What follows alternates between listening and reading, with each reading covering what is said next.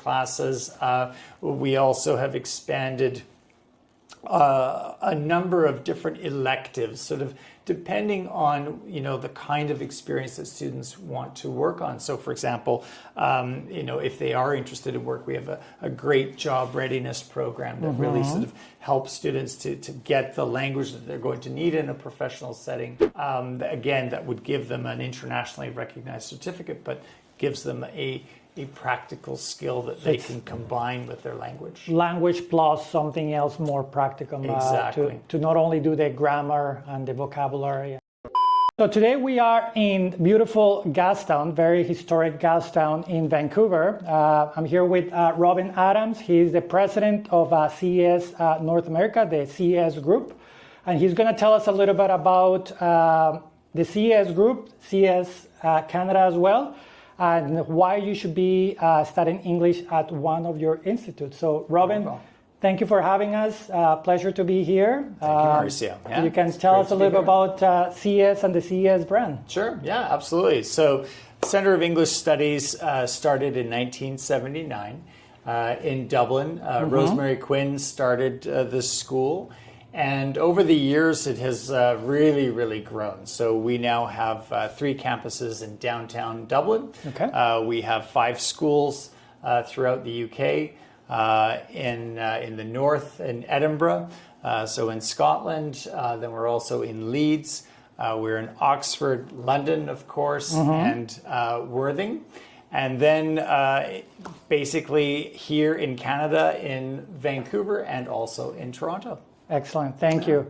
One of the things that I think make your schools very unique, I have the opportunity to see some of the schools in the UK as well as Ireland and obviously here in Canada as well, is that they are medium-sized schools but with a very personalized attention. Some of the students that we have had here really have tell us that how much you guys go beyond of what is required, right, for the student.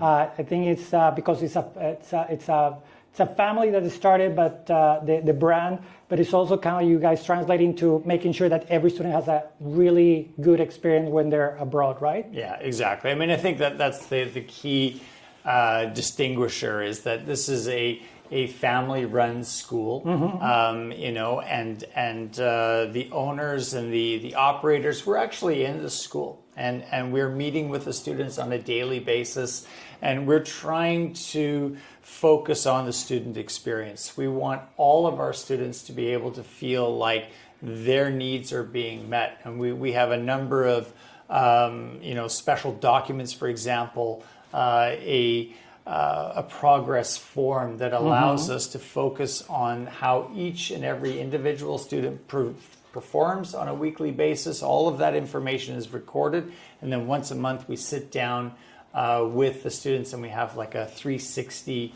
discussion about how the students are performing in the school. And I think those are the things where the students really feel like, hey, this school actually cares about me. It's not just about the numbers, it's about my individual success. And performance, right? Like just make sure that they get where they need to go and are advancing as fast as they can. Yeah, because I think that students come for many different reasons. Some students are coming because they have a very specific goal, academic goal. Some students are coming to us because their companies are paying for the experience and they want them to reach a specific goal in their company and then come back to their country and work in the company again. And some students are coming because they want to have a great time. They want to take a 6 months or a year out of their lives and work on their personal development and see the world and meet people from all around the world, and what a great thing to do. Absolutely, yeah. I agree with that. Robin, another thing that I wanted, maybe you're the perfect person actually, because I always like to tell this to students and also to parents of students, it's that you guys are part of the ELC Association. And to me, ELC is something that some of the best schools in the world actually belong to ELC, and it's actually a really high standard in terms of like language studies, right? So if you can tell us a little bit more about EELC. You guys obviously belong to EELC, so yeah, that would be Perfect. great coming from you. Actually, thank you. Yeah, so the International Association of Language Centers is what Mauricio is talking about. So this is an association that started in 1983, and it started basically as a way for a number of owners of schools from different languages, so from Spain, from Portugal, from the UK, from Italy, from Canada, to sit together in a room. These people all had a shared philosophy, and that philosophy was really about making sure that education had a very, very specific purpose, which was to be useful and to be relevant, and that the school's main focus was to be on the student success. Even back in the 1980s, we started seeing, big companies getting involved in education, and that has only increased. And I'm very sorry to say that, there are very, very few schools out there now that are independently owned. The EELC Association is an association that's dedicated to independently owned schools. What's really unique about this association is that it has an accreditation system that is the same regardless of whether it's a school in China or it's a school in London. They all have to adhere to the same standards. And that allows the students to know that, it doesn't matter which school you choose, as long as it's a EELC accredited school, you're going to get this consistent level of quality. Yeah, I agree. And that's why I wanted to ask you about it, because a lot of the schools that we work with are part of the EELC Association. And most of the students that we sent in the very unique destinations like Italy and France actually do belong to EELC as well. So it's not only English, but it's just like that where you are an EELC accredited school, you have high standards of teaching, you're independent. Again, owners are involved with the school. So it's a very personalized service, very boutique, I can say, sometimes in terms of like how you treat students and what you get, kind of like value for money out of the experience. Well, and most of us were international students ourselves. So we know what it's like to go abroad and study and work on our own, academic credentials. Many of us were teachers as well, so we know what it's like to be inside the classroom. We know just how important high quality teacher is to the student experience, and so we prioritize that. That's where the investments are in the school. And every school has walls and a roof and a whiteboard, but it's about who is in that classroom facilitating the conversation and making sure that the students have the opportunity to work on their fluency and to build their confidence in their language skills. And I think that's something that's so important to us. Absolutely. It's about the teaching, and it's also about the support while you are studying abroad, right? So that's one of the things that, you guys are known for. Also, if you can just give us a quick idea of like all your programs. So I know you have, depending on the country, you have different programs.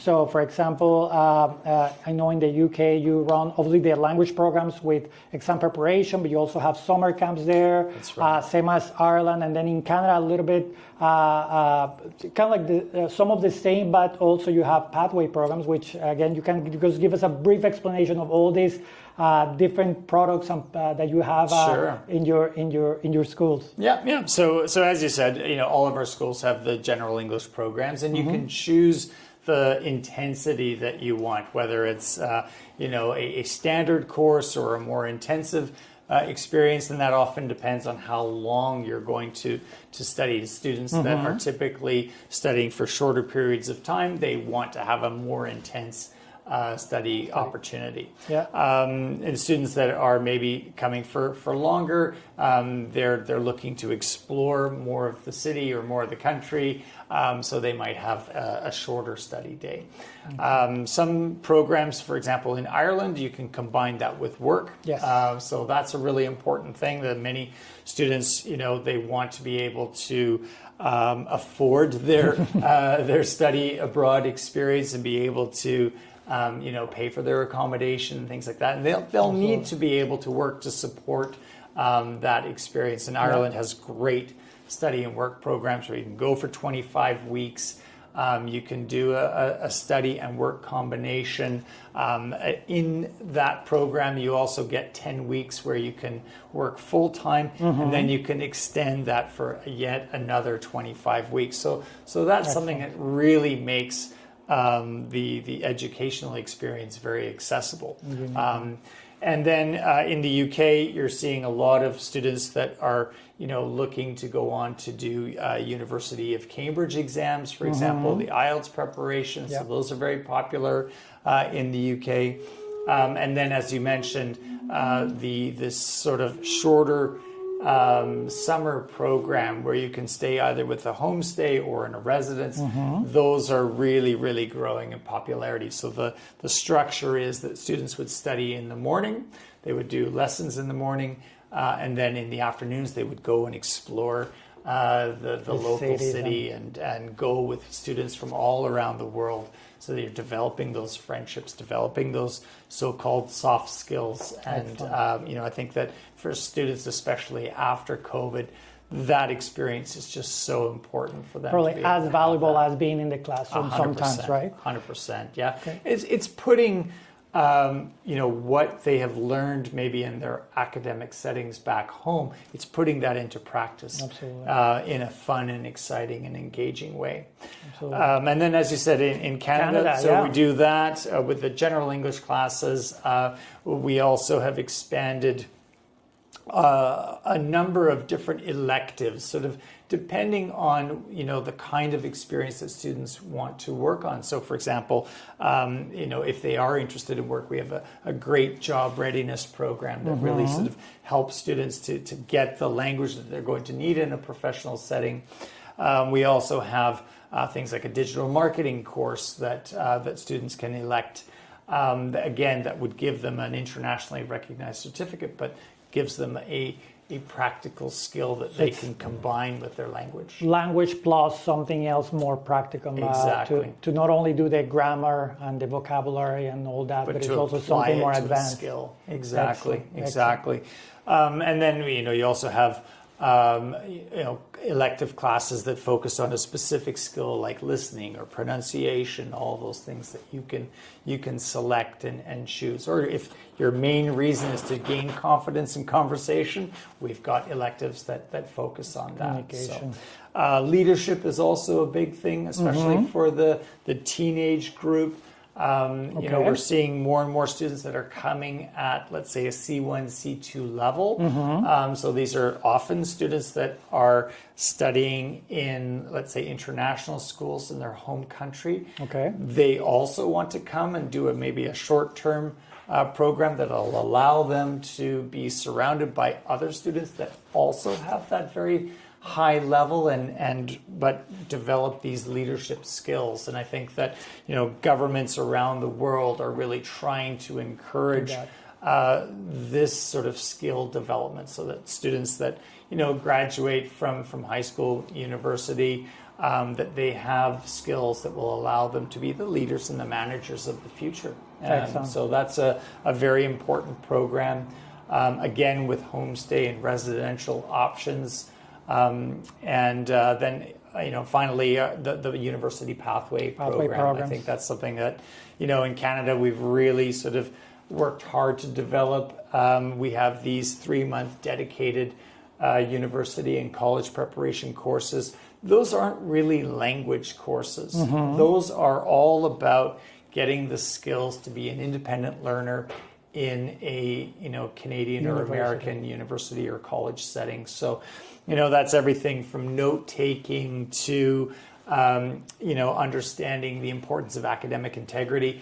AI is a big factor within these academic institutions, and we want students to be able to understand how to use AI correctly as a tool and to be aware of some of the dangers, the pitfalls of using it improperly. So that's all part of it. And then, of course, that really important focusing on academic writing. Even native speakers the most difficult writing, part usually. Absolutely. Academic writing is a special skill. Yeah. It needs dedication. And it needs a student to be in a small classroom environment where they can really make sure that there's special attention given to their writing style, and different learners learn at different speeds, and you need a teacher that's dedicated to helping you reach those academic goals. Excellent. Thank you so much, Robin. Finally, if you would like to maybe invite some of our students to come to any of your schools in Canada or around the world, that would be great. Yeah, absolutely. So, Mauricio and I have known each other for many, many years. And I've had the privilege of working in this industry for the last 30 years. I've met many, many people. But I can honestly say that Contact to Canada will help students find the program that's right for them. Not every school is designed for every single student. You need an experienced guide, and I don't think I'm giving anything away that you're not in your early 20s. No, you've had a lot of experience guiding students to find that right institution that's going to be right for them. That is such a critical thing. It's a real bond. It's a level of trust, and I absolutely invite you to reach out to Contact Canada, whether you're looking for programs in Canada, the UK, or Ireland, or France, or Germany. He's the man to talk to. Perfect. Thank you, Robin. One more thing that I wanted to ask you is sometimes, we have the kids that travel, but we also have the parents. So also, if you can give us one or maybe two advice or tips that you want to tell directly to the parents of students that are maybe thinking about sending their kids abroad, that will be amazing. For sure, yeah. So we actually have a great parent and child program at our school in Toronto. So that allows parents to bring their children from as young as 9 years old. Okay. So they bring their children to our special junior center, which we run at the University of Toronto. And then they drop them off with our group of professionally trained, we call them yellow shirts. So okay. They're basically student experience leaders. So they'll look after the kids from 8:30 in the morning, and then the classes start at 9. They make sure that the kids get into class at 9. The parents, in the meantime, they go to our adult school, which is 3 subway stops away. It's about 15 minutes away. Amazing. In the downtown core of Toronto, and they work on their classes there in an adult setting. To improve their skills. Exactly. But I think that for parents, you just can't make a better investment for your children's education other than sending your students, your children abroad. It's not just about the language skills that they acquire in the classroom. It's about that fostering of independence. And as a parent myself of 2 children, it's so tempting to do everything for them. One of the hardest things to do is to think about your children sort of going off and doing things on their own. And so what the junior program does is it puts it into a safe context. So there are little steps like figuring out how to get from the homestay to the school. Thinking about things like, what am I going to eat for lunch today, and things like that. So thinking about how to interact with students from other countries. A lot of the social skills are developed through these programs. Absolutely. So like I said, I think it is the best investment that a parent can make in their child's education is for these short-term programs. It's not for a huge length of time. It's a nice short 2, 3, 4 week experience, but it gives them that confidence. And at the end of the day, we find a lot of those students go, you know what, I'd like to try studying abroad for a longer period of time, or I'm ready to try this. I feel confident now in the language skills that I've developed. Best gift you can give. Excellent. Thank you so much. Yeah, I think it's, part of the experience is the education part, but it's as important everything else that happens around it, right? The friendships that you make, the places that you visit, being independent, even though you're a teen or if you're a little bit older, it's just something that, again, like if we have been lucky to experience, you never forget, and it's always that serves you right in different times throughout your life. So, Robin, really thank you for having us here. Thank you for the conversation. Hopefully we will be back to talk more about Vancouver and the school in Vancouver. But in the meantime, again, thanks for your time, and then we'll talk soon. Thank you for joining us. Thank you. Thank you.